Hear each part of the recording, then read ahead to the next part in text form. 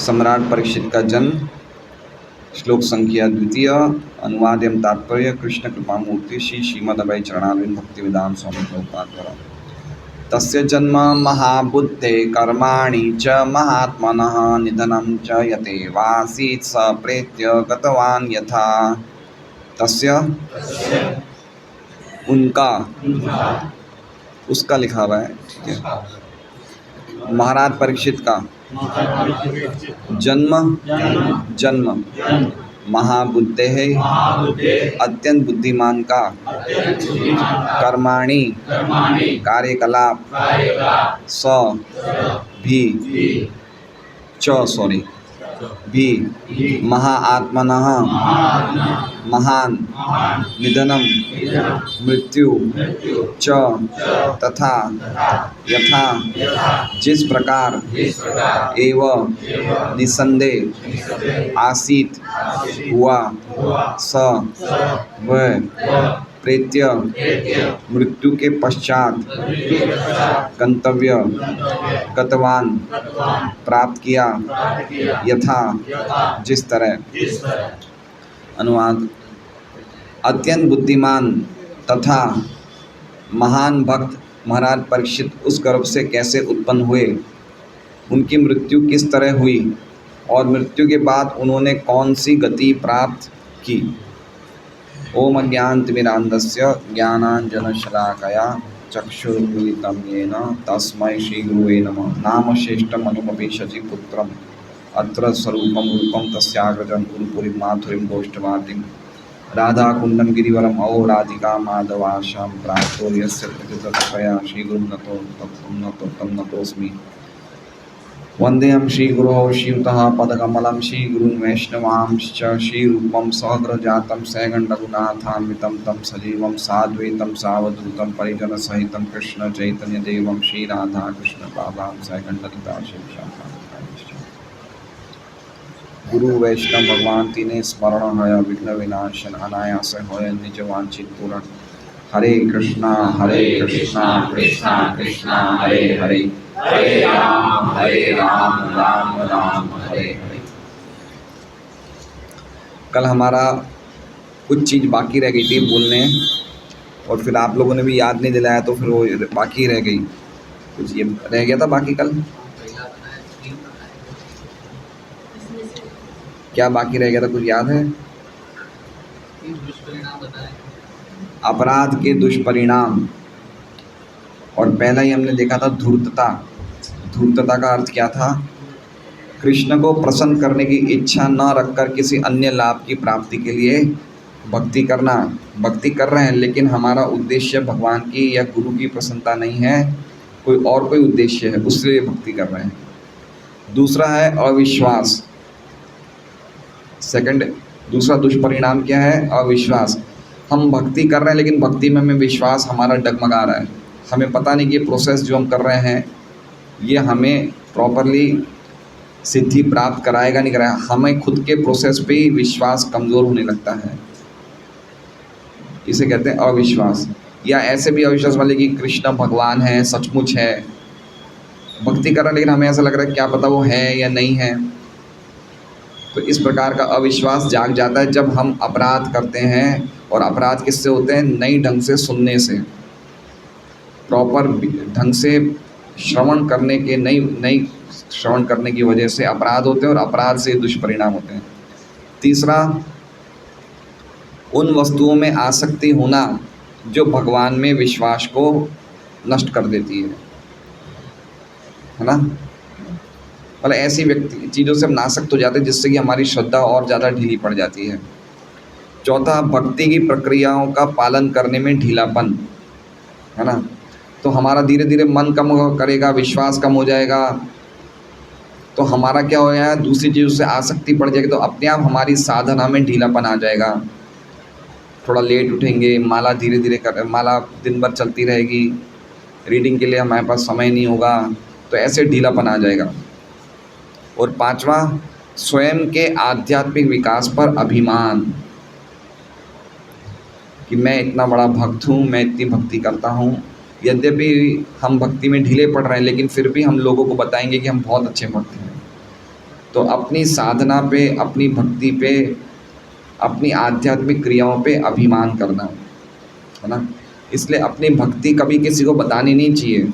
अगर हम किसी को बता रहे हैं तो उसका एक पर्पज़ है कि हम उसको प्रचार के उद्देश्य से बता रहे हैं कि भाई इससे प्रचार होगा। बाकी भक्ति जो है वो गुप्त रखना चाहिए। हाँ, हम 16 माला करते हैं, रीडिंग करते हैं, ये हम लोग एक मूवमेंट है, प्रीचिंग मूवमेंट है, इसलिए प्रचार के लिए हमें बोलना पड़ता है। लेकिन कभी भी हमारी उपलब्धियों से भक्ति में हमें अभिमान नहीं करना चाहिए कि देखो मैं तो 3:30 बजे उठ रहा हूँ, ये व्यक्ति तो 5 बजे उठता है, कितना ढीला है, मैं कितना आगे हूँ। इस प्रकार का अभिमान आ जाता है उस व्यक्ति के लिए जो अपराध करता है। अभिमान की इच्छा हो जाती है, कैसे मेरा यश हो, बड़े भक्ति में यश बढ़े, कैसे लोग मेरा सम्मान करें, मुझे आदर करें, है ना। कुछ ऐसे लीडर भी हैं हमारे सूरत में जो खुद अपना पाठ प्रक्षालन करवाते हैं, है ना। क्या? हाँ, कुछ ऐसे लीडर हैं जो खुद अपना पाठ प्रक्षालन करवाते हैं। नहीं समझे? आपके गोपाल हरे कृष्णा, एक ऐसे लीडर भी हैं जो अपना पाठ प्रक्षालन भी करवाते हैं। अब आया सुनने में? तो ये क्या हो गया? अपना पूजा करवाना, है ना। तो ये सब चीज़ें हो जाती है जब हम व्यक्ति अपराध करने लगते हैं, उसके दुष्परिणाम हैं। ठीक है, आज का हम श्लोक देखते हैं। किस प्रकार हमने देखा कि सूत गोस्वामी से शौनक आदि ऋषि ये प्रश्न पूछते हैं कि अब हम अपने ओरिजिनल टॉपिक पे आ जाएं कि कैसे महाराज परीक्षित को भगवान ने बचाया। वो महाराज परीक्षित के बारे में हम सुनना चाहते हैं, है ना।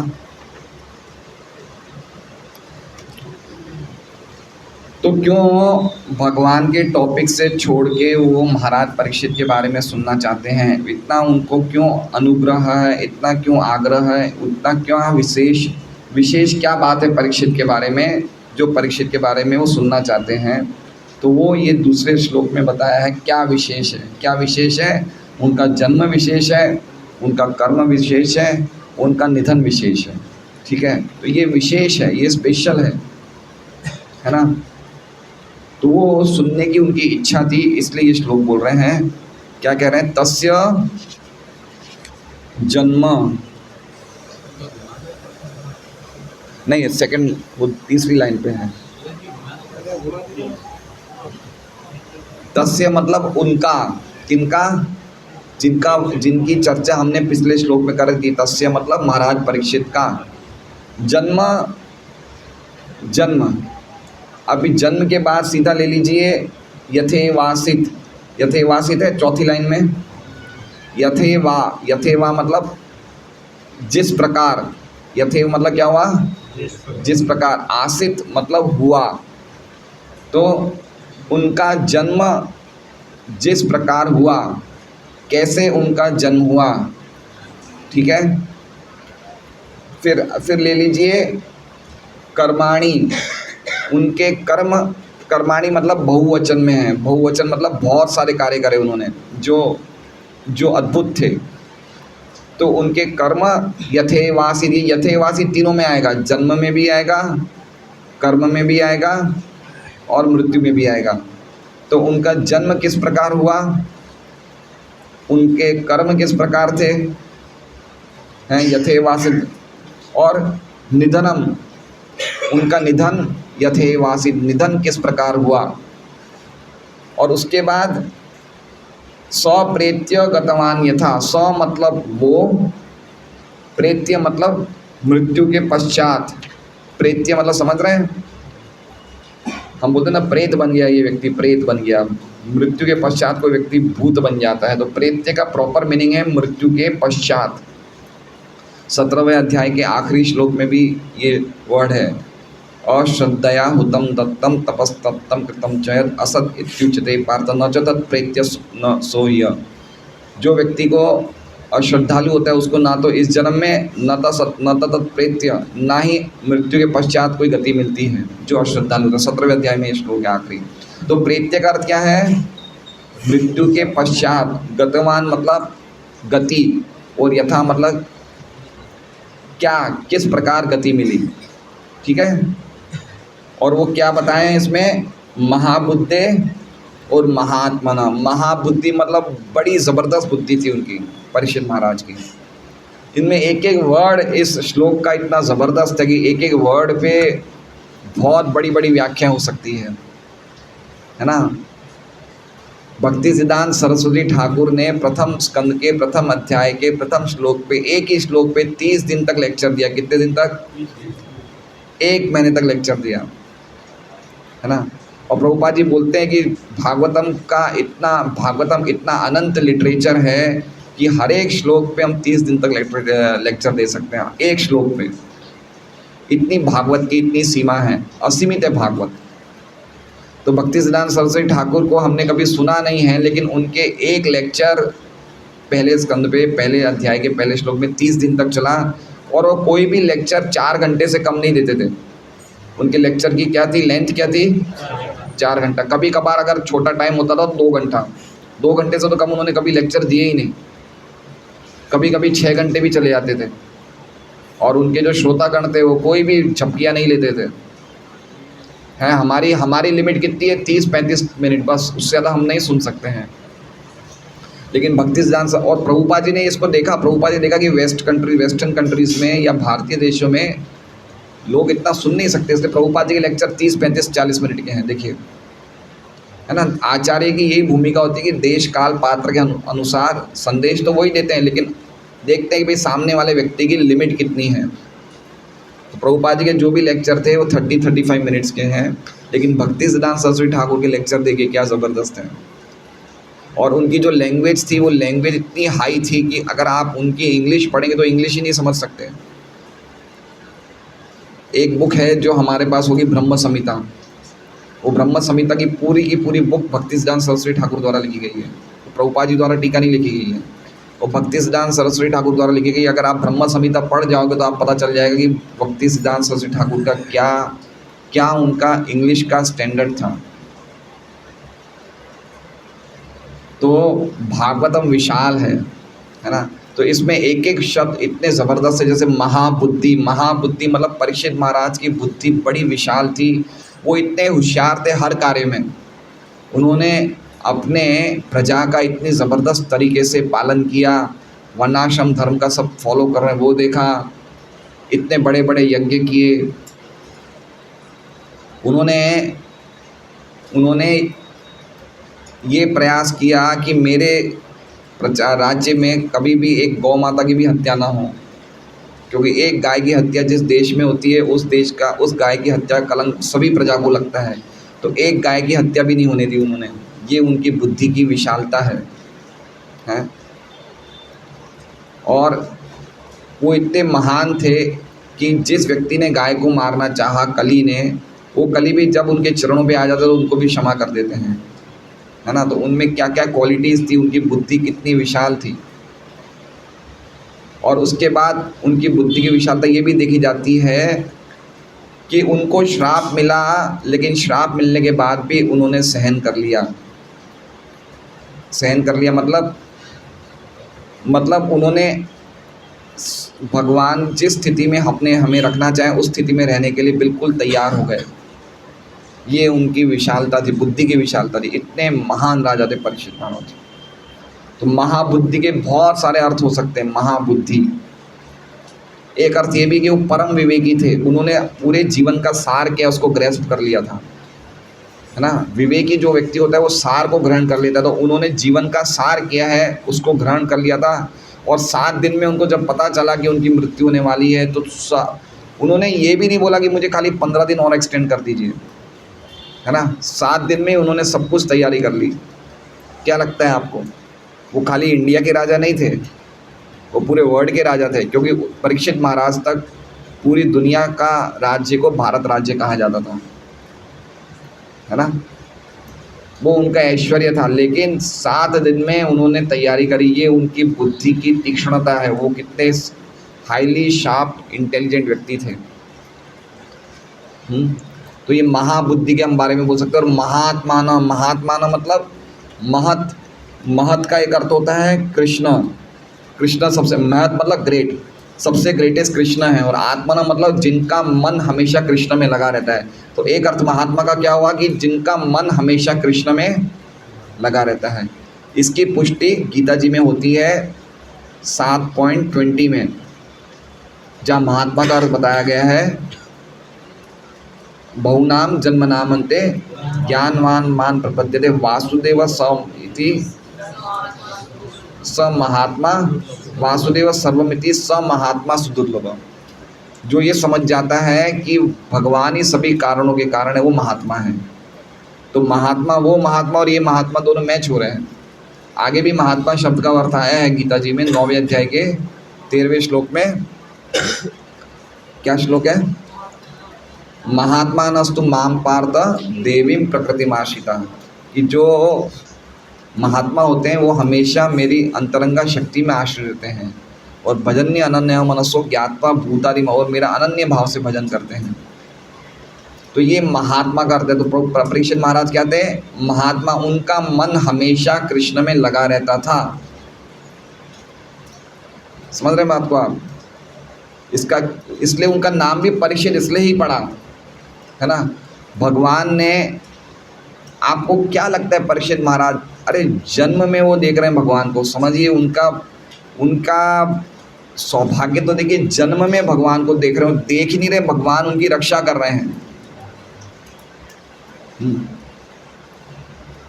क्या ऐश्वर्य था वो परीक्षित महाराज का कि जिन्होंने जन्म में भगवान को देखा और मृत्यु में भी भगवान को देखा श्रीमद् भागवतम के रूप में। श्रीमद् भागवतम भी भगवान ही है, तो मृत्यु में श्रीमद् भागवतम के रूप में भगवान को देखा, जन्म में स्वयं उनके व्यक्तिगत रूप को देखा। इससे बढ़कर उनका क्या ऐश्वर्य होगा, है ना।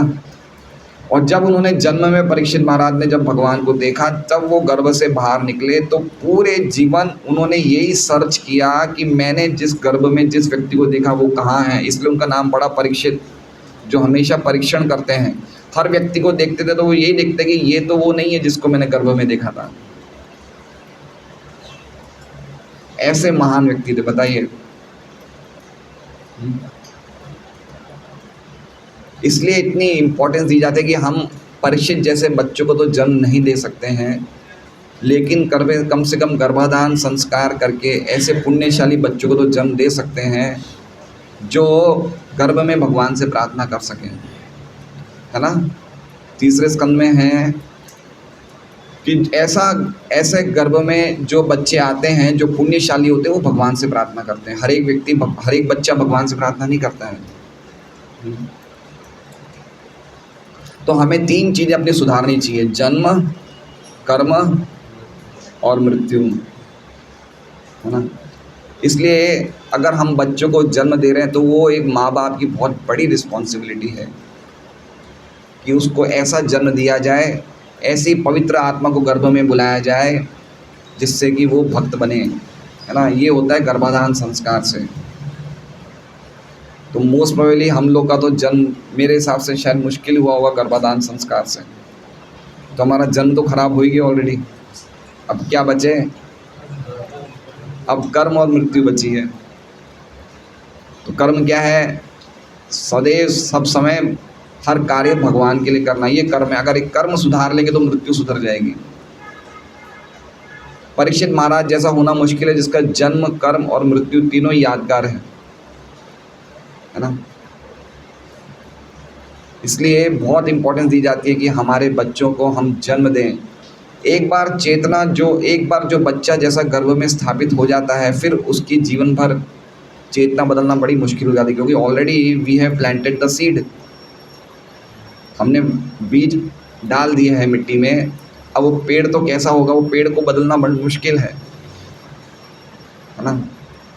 अब जब दिति के गर्भ में हिरण्याक्ष और हिरण्यकश्यप आए तो उनको कितना बदल पाए।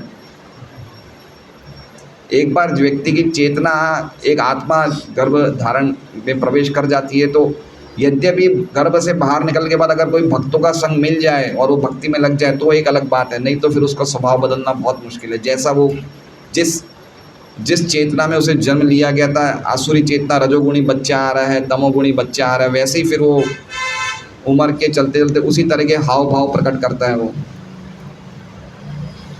इसलिए बहुत इंपॉर्टेंट चीज़ है। अब देखिए ये धरती पे कितना बोझ बना हुआ है ना। भगवान कहते हैं यदा यदा ही धर्मस्य ग्लानिर्भवति। अब ये बोझ ही धरती पे असुर बच्चे जन्म ले रहे हैं, बहुत बड़ा बोझ है। कितनी बड़ी प्रॉब्लम है ये। तो ये साइंस पूरी गायब हो गई, गर्भाधान की साइंस। किस तिथि में बच्चों को करना चाहिए, गलत तिथि, अच्छी तिथियों, एकादशी, पूर्णिमा, अमावस, इन तिथियों में बच्चों को गर्भधारण नहीं करना चाहिए। समय की देखा जाता है, पति पत्नी को 50 माला करनी चाहिए, कुछ समय के लिए गर्भधारण करने से पहले कुछ तपस्याएं करनी चाहिए, कुछ ब्रह्मचर्य का पालन करना चाहिए ना। ये बहुत बड़ी जवाबदारी है माँ बाप की, लेकिन हम लोग चूक जाते हैं।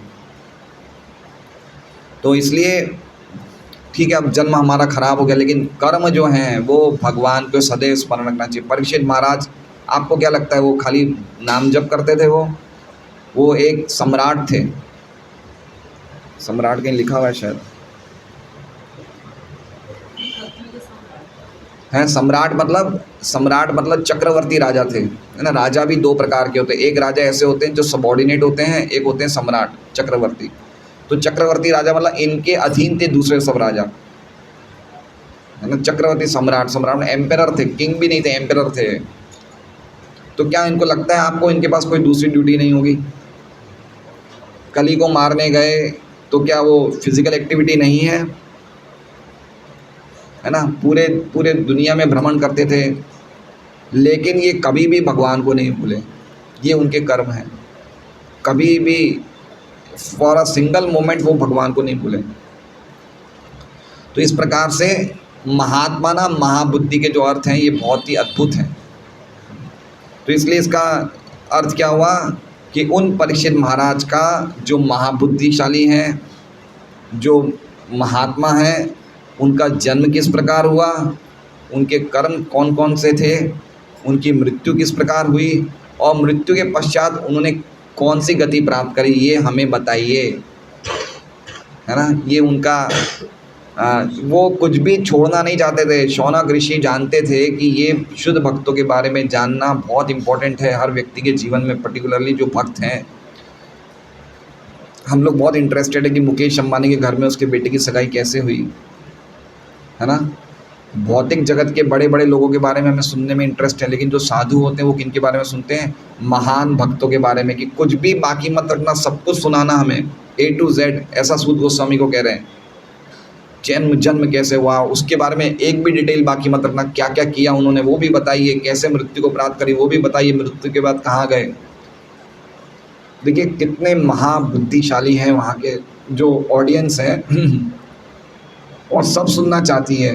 शौनक ऋषि नहीं, जितने 88,000 ऋषि हैं वो सब सुनना चाहते हैं परीक्षित महाराज के बारे में। महाबुद्धि मतलब वो सेंटिमेंटल नहीं थे भगवान के भक्त। छोटो गैया, छोटे ग्वाल, ऐसे होते ना, सेंटिमेंटल भक्त होते हैं। लेकिन वो इतने बुद्धिशाली थे कि अगर आप देखेंगे, अगर दूसरा स्कंद पढ़ेंगे तो एक अध्याय तो खाली इसी का है जिसमें उन्होंने खाली क्वेश्चन ही पूछे हैं सुखदेव गोस्वामी से। एक अध्याय 28 या 30 श्लोकों का, मुझे याद नहीं कौन सा, लेकिन है दूसरे स्कंद में। उनमें खाली उन्होंने प्रश्न ही पूछे सुखदेव गोस्वामी से, और वो प्रश्न इतने ज़बरदस्त थे कि ऐसे प्रश्न तो हमारे दिमाग में नहीं आ सकते। क्या लॉजिकल प्रश्न थे, और वो प्रश्नों के सब उत्तर ही पूरा कंप्लीट भागवतम है। अभी भी प्रश्न पूछे परीक्षित महाराज ने। ये भागवतम के प्रथम स्कंद में भी 2 प्रश्न पूछे उन्होंने, और वो प्रश्न के आधार पे सुखदेव गोस्वामी ने बोलना शुरू किया। लेकिन उस दूसरे स्कंद में और भी बड़े विशेष प्रश्न पूछे। जो ये प्रश्न पूछे वो ये पूछे कि जो व्यक्ति मनुष्य जीवन प्राप्त किया है उसका क्या कर्म है, उसे क्या करना चाहिए। विशेष रूप से जो मृत्यु को प्राप्त होने वाला है उसे क्या करना चाहिए, क्या सुनना चाहिए, क्या बोलना चाहिए, क्या स्मरण करना चाहिए। ये उनके प्रश्न इस स्कंद में थे। लेकिन दूसरे स्कंद में इन्होंने और भी बहुत सारे प्रश्न पूछे। तो ये परीक्षित महाराज के बारे में सुनना चाहते हैं। इसलिए प्रभुपाद लीलामृत आपको सबको पढ़ना चाहिए अगर हम वास्तव में प्रभुपाद जी के बारे में जानना चाहते हैं, क्योंकि अगर जब हम पता चलेंगे कि एक भक्त का क्या उनके कार्यकलाप हैं। लीलामृत किन्होंने पढ़ी है आप लोगों ने? एक दो, सिर्फ 2 भक्तों ने पढ़ी, माताओं में 2 माताओं ने। प्रभुपाद लीलामृत पढ़ेंगे तो पता चलेगा कि एक भक्त क्या कर सकता है, भगवान किस प्रकार से भक्तों को शक्ति देते हैं। वंडरफुल बुक है प्रभुपाद लीलामृत। हिंदी में तो शायद 2 वॉल्यूम है ना, इंग्लिश में 7 वॉल्यूम्स हैं। तो ऐसे भक्तों के चरित्र पढ़ने चाहिए हमें। भक्तों के चरित्र पढ़ने से हमें बड़े लाभ पहुंचते हैं। क्या उनकी जीवन शैली है, क्या वो कैसे करते हैं, कैसे समय नहीं खराब करते हैं। अलग अलग भक्तों में ऐसी ऐसी क्वालिटीज़ हैं, वंडरफुल क्वालिटीज़ हैं।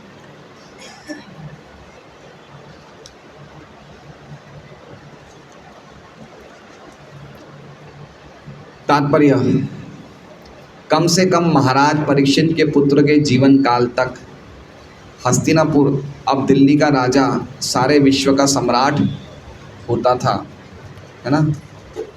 महाराज परीक्षित की रक्षा उनकी माता के गर्भ में भगवान द्वारा की जा चुकी थी। अतः वे एक ब्राह्मण पुत्र के शाप से, अकाल मृत्यु से वे निश्चित ही बचाए जा सकते थे। देखिए क्या बहुत गहरी बात लिख रहे हैं प्रभुपाद जी। प्रभुपाद जी क्या लिख रहे हैं कि जब परीक्षित निर्बल थे, निर्बल मतलब समझ रहे हैं, असहाय अवस्था में थे, गर्भ में थे, ठीक है।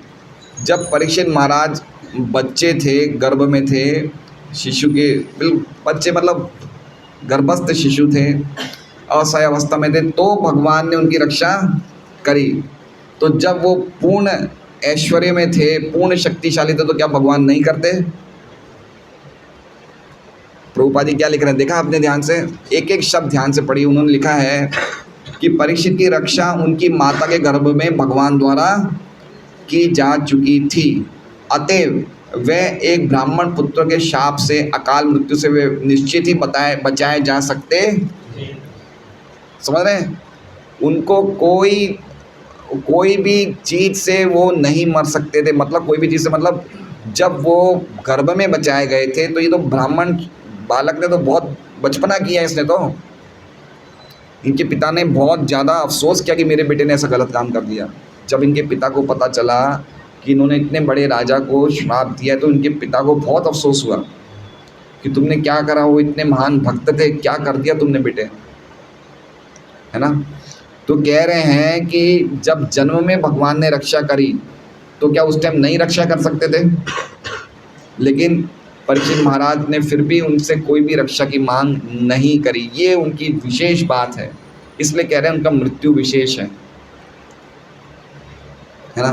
वो ये चाहते कि मैं भगवान मुझे बचा लीजिए, तो भगवान बचा लेते उन्हें। लेकिन उन्होंने मरने की बात तो दूर, उन्होंने तो अपनी 7 दिन की अवधि को भी एक्सटेंड नहीं किया। कितने डिटैच थे वो, है ना। एक झटके में सब छोड़ दिया। 7 दिन किसे कहते हैं? ये उनका बताया जा रहा है कि उनकी क्या महाबुद्धि किस हिसाब से है कि वो, उनके लिए पास क्या मुश्किल था बचना। नहीं, उनको पता था ये गलत श्राप दे रहे हैं।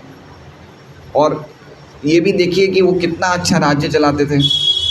ये सब पहले स्कंदियाँ दूसरे या तीसरे अध्याय में आएंगे कि उनके राज्य में सब फल फूल रहे थे, सब व्यक्ति प्रजा भगवान की भक्त बन गई थी, सबको आश्रय मिल रहा था, खुद भगवान के इतने बड़े भक्त थे।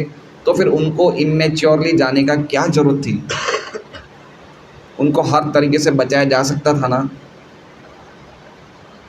लेकिन क्यों नहीं बचाया? जिससे कि श्रीमद् भागवतम प्रकट हो। तो उनकी मृत्यु भी हमारे लिए लाभदायी है, जिससे कि हम भागवतम हमें प्राप्त हो गई। आप समझ रहे हैं? तो एक भक्त की मृत्यु भी लोगों के लिए कितना कल्याण करती है कि उनकी अगर इस प्रकार उनको नहीं बचाया जाता तो शायद भागवतम प्रकट नहीं होती। इसलिए इस बहाने भगवान की इच्छा थी कि परीक्षित महाराज के द्वारा भागवतम प्रकट हो। क्योंकि महाराज परीक्षित द्वारा राज्य संभालने के बाद ही कलयुग ने अपना कार्य करना शुरू कर दिया था।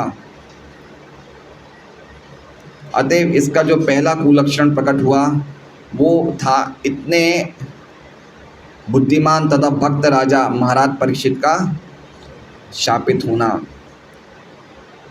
अब देखिए इसमें क्या लिख रहे हैं प्रभुपाद जी, महाराज परीक्षित के राजा राज्य संभालने के बाद ही कलयुग ने अपना कार्य शुरू कर दिया। समझ रहे हैं?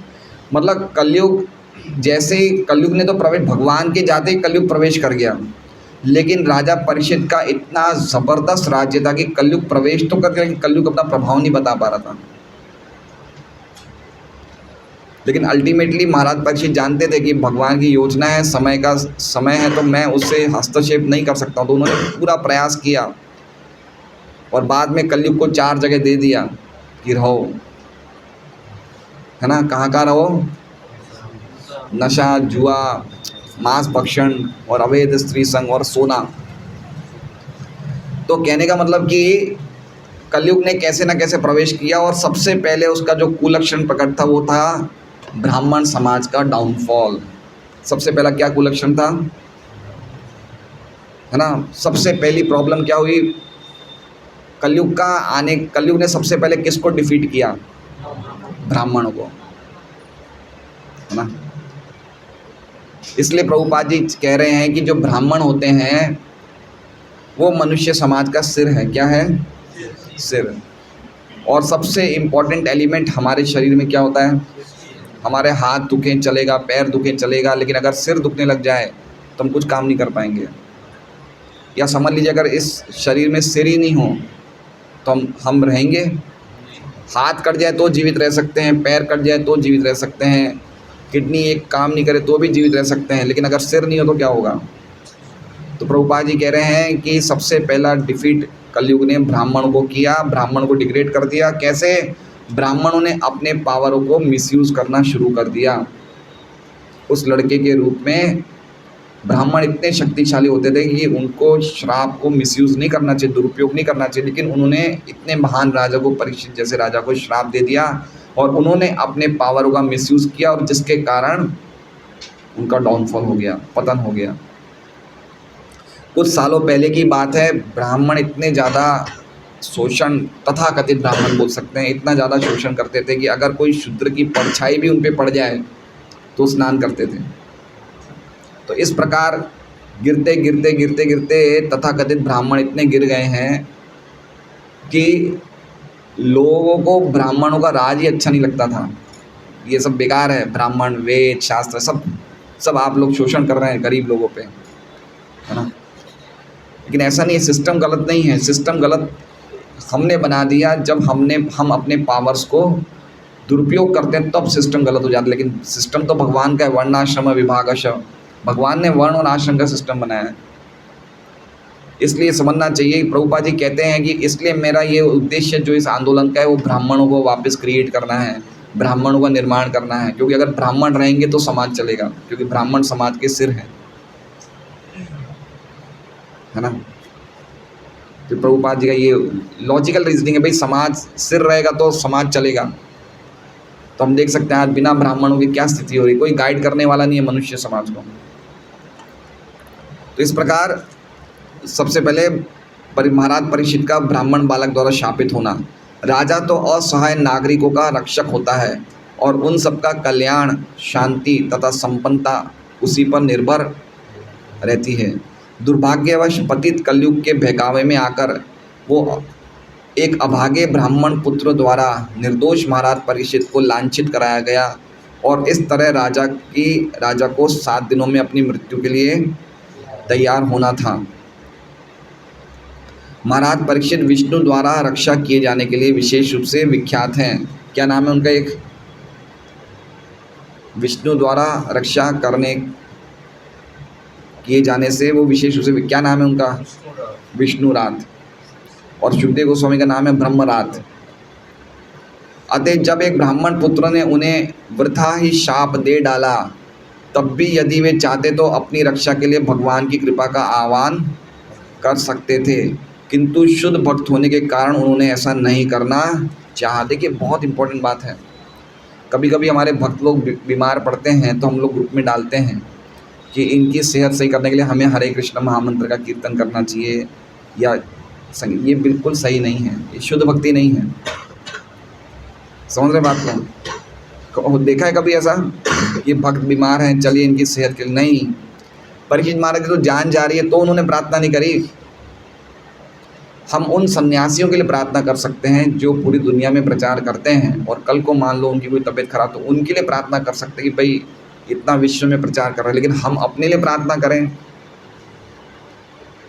या ऐसे भक्तों के लिए जो गृहस्थ भक्त हैं, जो संपूर्ण तरीके से भगवान की सेवा में, तो प्रॉपर भक्ति बोल सकते हैं लेकिन वो शुद्ध भक्ति का लेवल नहीं है। हमें अपने लिए तो प्रार्थना करनी चाहिए, क्योंकि जब तक हमारा शरीर सही नहीं रहेगा तो हम भगवान की सेवा कैसे करेंगे, लेकिन वो सबसे हाईएस्ट लेवल नहीं है। ये परीक्षित महाराज का बिल्कुल हाईएस्ट लेवल बता रहे कि इन्होंने अपने लिए कोई प्रार्थना नहीं करी। इन्होंने देखा कि भगवान मुझे जिस स्थिति में रखना चाहते हैं मैं उस स्थिति में रहने को बिल्कुल तैयार हूँ।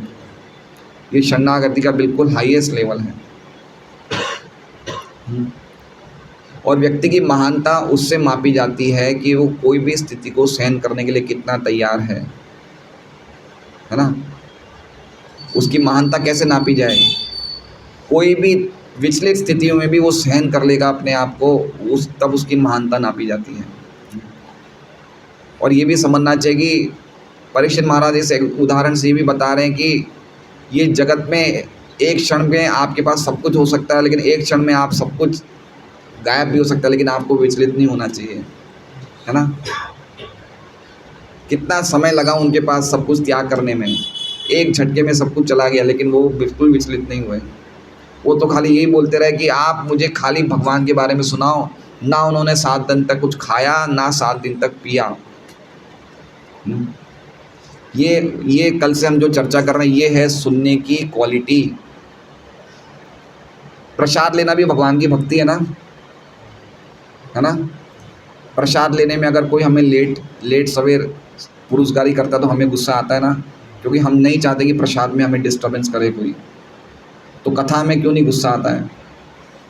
कथा भी क्यों नहीं इस एकाग्रता से सुनते हैं हम? भक्ति है दोनों, लेकिन प्रसाद में हम कितने एकाग्र हैं? थोड़ा सा अगर एक व्यक्ति को रसगुल्ला बड़ा साइज़ का मिल जाए, छोटा हमें मिल जाए, तो उसमें हमें गुस्सा आ जाता है। हम इतने डिस्टर्ब हो जाते हैं कि प्रसाद में हमारी कोई भी सप्लाई को गुस्सा नहीं, डिस्टर्ब नहीं करना चाहिए, लेकिन कथा की सप्लाई में हमें कोई चिंता नहीं है। तो परीक्षित महाराज की ये क्वालिटी है, वो सुनते ही रहे। और ये सुनने की क्वालिटी कैसे बढ़ेगी? इसका एक ही उपाय है, सुनते ही रहो। मन नहीं लगे तो भी सुनो, सुनते रहो। जितना हम सुनेंगे, चाहे चैंटिंग की क्वालिटी बढ़ानी हो, चाहे श्रवणम की क्वालिटी बढ़ानी हो, तो इसका उपाय यही है कि जितना उसे बढ़ाओगे इतनी क्वालिटी में प्यूरिटी आएगी, है ना? तो परीक्षित महाराज ने ऐसे सुना, सुनते ही रहे। बोले काटने दो सांप वाप को, जो भी काटना है काटने, मुझे आप खाली सुनाते रहो।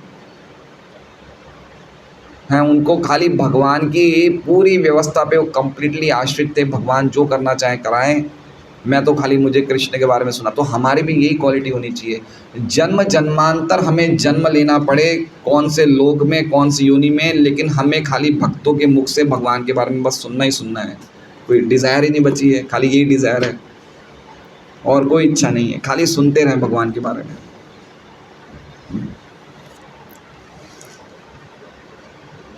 शुद्ध भक्त कभी भी भगवान से अनावश्यक कृपा याचना नहीं करते। मतलब कृपा याचना तो करते हैं, भगवान से कृपा मांगते हैं, कृपा की याचना करते हैं, लेकिन अनावश्यक नहीं। देख रहे हैं न धनम न जन्म, ये कृपा याचना है ना। हमें कुछ नहीं चाहिए, हमें आपकी शुद्ध भक्ति है, तो कृपा ही मांग रहे हैं। आप हमें सेवा में लगाइए, हम कृपा की याचना तो कर रहे हैं, लेकिन अनावश्यक नहीं। अनावश्यक मतलब शरीर से संबंधित नहीं मांग रहे हैं। शुद्ध भक्त की क्वालिटी होती है कि अपने शरीर से संबंधित कुछ चीज़ नहीं मांगते, वो खाली अपनी भक्ति की वृद्धि के लिए चीज़ों की क्षमा याचना करते हैं। महाराज परीक्षित को ज्ञात था और अन्य लोगों को भी पता था कि ब्राह्मण पुत्र द्वारा दिया शाप अवैध है, किंतु वे उसका प्रतिकार करना नहीं चाहते थे, क्योंकि वे ये भी जानते थे कि कलयुग का शुभारंभ हो चुका है और इस युग का पहला लक्षण भी अत्यंत प्रतिभावान ब्राह्मण जाति के पतन के साथ प्रकट। समझ रहे हैं? मतलब वो समझ गए एक समय की पुकार है, कलयुग शुरू हो गया है, तो भगवान की व्यवस्था में वो प्रतिकार नहीं डालना चाहते थे, है ना। जैसे अब मान लीजिए हम लोग सुने देखे कि अरे बरसात क्यों आई, हमें तो अभी भागवतम क्लास में अभी क्यों आ गई, तो हम प्रतिकार कर रहे हैं। भगवान की व्यवस्था आने दो, हमें क्या करना है, हमें छतरी ले जानी है। समझ रहे हैं, भगवान की व्यवस्था में कोई भी हस्तक्षेप नहीं किया परीक्षित महाराज ने। ठीक है, अभी कल समय है, कलयुग का आ गया, उन्होंने पूरी मेहनत करी। जैसे हम छतरी ले जाते हैं, अपना बचाव करते हैं, उसी उन्होंने कलयुग को नहीं लाने का पूरा बचाव किया। लेकिन फिर उन्होंने देखा कि अब मेरी मृत्यु के श्राप के रूप में कलयुग प्रकट हो गया है, तो उन्होंने कोई प्रतिकार नहीं किया, यद्यपि वो कर सकते थे। वे काल प्रवाह के मार्ग में बाधक बनना नहीं चाह रहे थे, अपितु वे खुशी खुशी और उचित ढंग से मृत्यु वरण करने के लिए तैयार थे। खुशी खुशी, बिल्कुल चेरीली है, हैप्पीली उन्होंने एक्सेप्ट किया। देख रहे हैं आप। अब ये बात देखिए कि वो बिल्कुल, सबसे बड़ी इंपॉर्टेंट बात ये, वो बिल्कुल साउंड स्टेट ऑफ माइंड में थे। उनकी जो मन की अवस्था थी वो बिल्कुल कैसी थी, बिल्कुल स्वस्थ थी। कहीं भी ऐसा नहीं आ रहा कि परीक्षित महाराज ने बुढ़ापे में भक्ति करी या परेशान होकर भक्ति करी, ऐसा नहीं है। बिल्कुल साउंड स्टेट में थे, बिल्कुल खुश थे। इसलिए अल्टीमेटली भक्ति जो होती है वो कभी भी बुढ़ापे में, आप देखिए जो भी भागवत में बड़े बड़े राजर्षि का वर्णन है, किसी ने बुढ़ापे में परेशान होकर भक्ति नहीं करी। धृतराष्ट्र में हम समझ सकते हैं, बाकी किसी ने नहीं। सब अपने साउंड स्टेट ऑफ माइंड में भगवान की भक्ति सब करते थे। ये जो हमारा जो तथाकथित वचन है कि बुढ़ापे में भक्ति करेंगे, ये कहीं भी इस चीज़ को सपोर्ट नहीं किया जा रहा है, भागवतम में या गीता में कहीं सपोर्ट नहीं है। बुढ़ापे में तो और तल्लीन हो जाना चाहिए भक्ति में, और गंभीरता से करना चाहिए। बाकी भक्ति बुढ़ापे में करना से मन नहीं लगता, अगर हमने बचपन से नहीं करी तो मन नहीं लगता है। वे भाग्यशाली थे कि मृत्यु के लिए तैयार करने के लिए उन्हें कम से कम 7 दिन का समय। अब भाग्यशाली क्यों बताया है कि उनके पास 7th डे का 7 दिन का समय। ये कितना बड़ा भाग्य है, समझ रहे हैं आप। मतलब ये तो बात निश्चित ही थी कि 7 दिन के अंदर उनकी मृत्यु नहीं होगी, 7वें दिन ही होगी। और हमारा भाग्य क्यों नहीं है, क्योंकि हमें ये नहीं पता कि अगले क्षण क्या होने वाला है। हमें क्या लगता है हम 25 साल जिएंगे, और इस चक्कर में हम भक्ति नहीं करते हैं। समझ रहे हैं, हमें लगता है कि भाई अभी तो हमारी उम्र 50 साल हुई है, चलो ठीक है, कलयुग के प्रभाव से 75 हो गए तो 25 तो जिएंगे। तो इस चक्कर में हम गंभीर हो ही नहीं पाते, तो ये हमारा भाग्य बन ही नहीं पाता है। मिले 25 साल है, लेकिन गंभीर कब होंगे, जब हम मृत्यु के नज़दीक आ जाएंगे। वो टाइम कभी आता ही नहीं है, क्योंकि हमें पता ही नहीं कब मृत्यु आने वाली है। इसलिए भाग्य का बता रहे हैं प्रभुपाद जी। भाग्य का अर्थ ये है कि उनको एग्जैक्टली पता चल गया था कि 7वें दिन उनकी मृत्यु होगी। हमें इस चीज़ का पता ही नहीं कि आगे क्या होने वाला है, इसलिए हम दुर्भाग्यशाली हैं। इसलिए हम हर रोज़ भक्ति ऐसी करनी चाहिए कि यही हमारा आज आखिरी दिन है, हमारा लास्ट डे है। इतनी गंभीरता से हमें रोज़ भक्ति करनी चाहिए, क्योंकि हमें नहीं पता हमें क्या होने वाला है, अगले क्षण भी क्या होने वाला है। परीक्षित महाराज को ये पता चल गया 7वें दिन मृत्यु होगी, बस 7 दिन के लिए कंप्लीटली वो भगवान की भागवत में सुनने में लग गए। अतः उन्होंने इस समय का सदुपयोग परम संत तथा भगवत भक्त सुखदेव गोस्वामी के सानिध्य में किया। ये एक और इनका भाग्य क्या किया, भाग्य है कि उनको आखिर में किसका संग मिला, सुखदेव गोस्वामी का, है ना। सुखदेव गोस्वामी लास्ट टाइम पे उनके एसोसिएशन में आए, और वो ही नहीं आए, बड़े बड़े ब्रह्मांड के ऋषिगण थे बैठे थे। ज़बरदस्त उनका देखिए ऐश्वर्य, देखिए क्या मृत्यु थी। हमारे मृत्यु के टाइम पे नर्स डॉक्टर बैठी रहेगी, उनकी मृत्यु के टाइम पे कौन बैठे थे, ऐसे ऐसे ऋषि। आप देखिए किन किन के नाम हैं, आएंगे अभी आखिरी अध्याय में इसमें आएंगे कौन कौन आए थे उनको देखने के लिए। और प्लस सुखदेव गोस्वामी, नारद जी भी थे, वेद व्यास जी भी थे, ये उनकी मृत्यु के टाइम पे आए हैं। इसलिए हमारे मृत्यु के लिए पूरा भगवत गीता का 8वां चैप्टर तो है ही मृत्यु पे ही है, भगवत प्राप्ति। कितनी तैयारी हमें करनी चाहिए मृत्यु के लिए। जन्म हमने लूज़ कर दिया, कर्म हमारे गड़बड़ा गए हैं, एटलीस्ट मृत्यु को तो सुधार लें। अंते नारायण स्मृति एतावान सांख्य योग्याभ्याम स्वधर्म परिनिष्ठया जन्म लाभ पर पुंसाम अंते नारायण स्मृति। जन्म लाभ, जन्म का अगर मान लो जन्म खराब हो गया मृत्यु का, लेकिन लाभ तो ले लो। क्या लाभ है कि मृत्यु के टाइम पे अंते नारायण स्मृति। पूरा लाइफ का गोल ये कि परीक्षित महाराज सिंगल पॉइंटेड गोल था, व्यवसायत्मिका बुद्धि। जैसे ही समाचार मिले 7 दिन बस, मतलब कितने कंप्लीटली रेडी थे। हमें तो 7 दिन में अपने पेपर वेपर साइन करने में ही हम ऊपर नहीं आएंगे। ये किसके नाम करना है, ये किसके नाम करना है, वो क्या करना है, वो क्या करना है, जितने में 7 दिन पूरे वो पूरी तरह से रेडी थे, एब्जॉर्ब थे, रेडी भी नहीं एब्जॉर्ब थे। मुझे खाली सुनाओ कृष्ण के बारे में। ये बता रहे हैं कि परीक्षित महाराज हमें शिक्षा दे रहे हैं कि कैसे हमें अल्टीमेटली मृत्यु की तैयारी करनी चाहिए, कितना इम्पोर्टेंट है। तो ये सुनना चाहते थे परीक्षित महाराज के बारे में, उनका जन्म कैसे हुआ, उनके कर्म क्या क्या थे, उनकी मृत्यु कैसे हुई और मृत्यु के बाद उन्होंने क्या गति प्राप्त करी। हरे कृष्णा। श्रीमद् भागवतम की जय। वांछा कल्पतरुभ्यश्च कृपा सिंधुभ्येव च पतितानां पावनेभ्यो वैष्णवेभ्यो नमो नमः। तो सब जीव को दर्शन नहीं देते हैं, लेकिन कुछ जीव ऐसे होते हैं जो प्रार्थना कर सकते हैं भगवान से।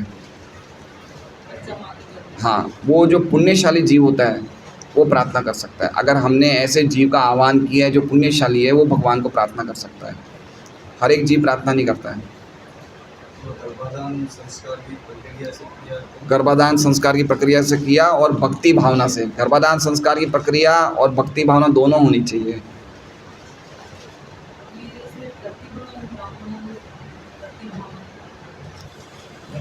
प्रतिभा मतलब वो बहुत ही क्वालिफाइड ब्राह्मण था ना। वो जो लड़का था अत्यंत प्रतिभावान ब्राह्मण जाति, मतलब बहुत क्वालिफाइड मतलब वो लड़का कितना तेजस्वी था कि 7, 8, 10 साल के बच्चे ने श्राप दिया, श्राप काम आ गया।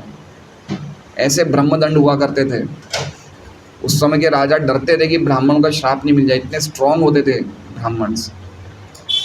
हमने अभी पढ़ा था ना एक बार महाराज के लेक्चर में, ब्राह्मणों की क्या इज्जत की जाती थी कि वो बिल्वमंगल ठाकुर को वो बोलते हैं, वो क्या कहते हैं उसकी पत्नी, वो की ठीक है, इतनी इज्जत होती थी, इतने स्ट्रांग होते थे ब्राह्मण। हरे कृष्णा।